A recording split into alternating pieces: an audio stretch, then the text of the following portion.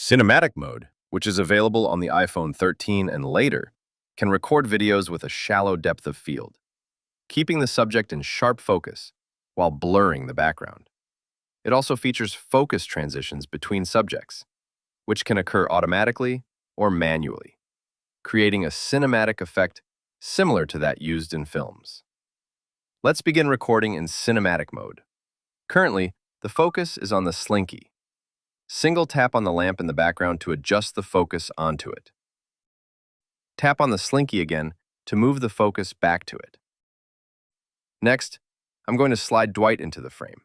When I do that, the focus automatically switches to his face. When he exits the frame, the focus returns to the slinky. Now, let's double tap on the slinky. That enables the autofocus tracking lock. This will keep the slinky in focus unless Dwight or another object enters the track lock zone outlined in yellow. When Dwight enters that area, the focus shifts to his face. Where cinematic video really shines is in the editing process.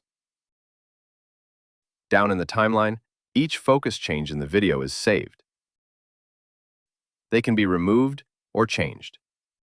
So, rather than focusing on Dwight here, tap on the slinky to adjust the focus onto it. We can go through the rest of the clip and adjust the focus points to exactly when and where we want them. Use the aperture slider to change the depth of field while editing. Remember, use a higher number here for less blur and a lower number for more. Utilizing cinematic video can be a really powerful way to shoot and edit video on iPhone. It will shoot it up to 4K at 30 frames per second.